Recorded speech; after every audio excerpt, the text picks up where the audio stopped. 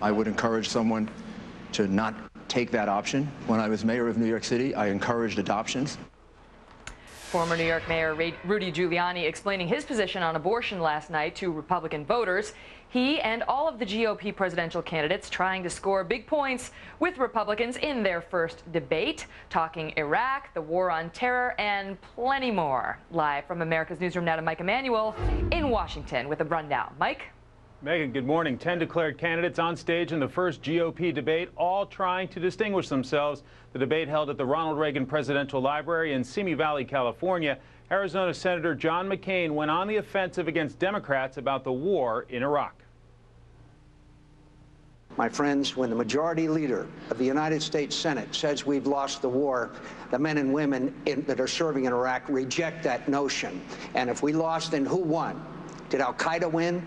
When on the floor of the House of Representatives, they cheer when they pass a withdrawal motion that is a certain date for surrender. What were they cheering? Surrender? Defeat? Former Massachusetts Governor Mitt Romney had this to say about getting the most wanted terrorist in the world. Thank you. Of course we get Osama bin Laden and track him wherever he has to go and make sure he pays for the outrage he exacted on America. Do we move heaven and earth to do it? We'll move everything to get him. But I don't want to buy into the Democratic pitch that this is all about one person, Osama bin Laden. Because after we get him, there's going to be another and another. Former New York City Mayor Rudy Giuliani spoke about the war on terror, praising President Bush's response to 9/11. Every day that on September 11, 2001, we thought we were going to be attacked many, many times between then and now. We haven't been. I believe we had a president who made the right decision at the right time on September 20th, 2001 to put us on offense against terrorists.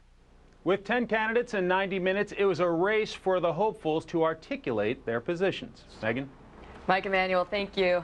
So then, who was the strongest the day after? Who might have missed an opportunity last night? And who most successfully channeled Ronald Reagan? Michael Steele's with me this morning, former Lieutenant Governor of Maryland, now a Fox News contributor. Good morning to you. Good to have you back. Good morning. It's good to be back. The night started this way. Nancy Reagan being escorted into the Reagan Library on the arm of Arnold Schwarzenegger. The 11th person in the room was Reagan last night. Rudy Giuliani even referenced Reagan's optimism in the very first answer of the night. Did anyone look and sound like the 40th president to you? No. And the question I have is, why are we having debates in May, a whole year before the election? I think by the time we get to September, October this year, the country is going to be in debate fatigue. And with 10 individuals on the stage for the Republicans and a host on the stage for the Democrats, you're not going to get a debate, folks. You're going to get a lot of people going through talking points, trying to get the sound bite, trying not to make a misstep. I think you saw a lot of that last night. It was, you know, the focus on abortion and the social issues, while important, went on way too long. I think Chris Matthews was over-accentuating the point, and he was way off base with the question about the bishops and a few other points. So you kind of sit there and go, why am I here? Am I having a sort of out-of-body experience or a Twilight Zone moment? Going through this. I think that's a very interesting point. The way I was looking at this was the first ADD debate in political history. You know, Matthews ran the show, especially in the second half of the debate, as if it was his own show, Hardball. Exactly. And I think what it did is it forced the candidates to get their answers in less than 10 seconds.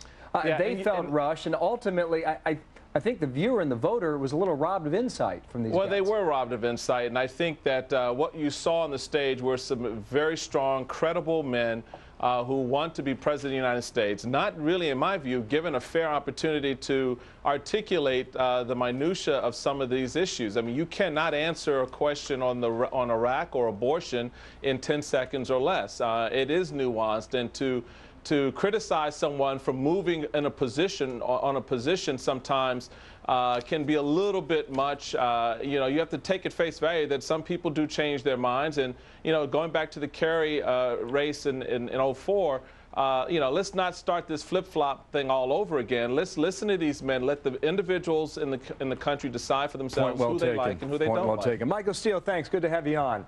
We'll speak many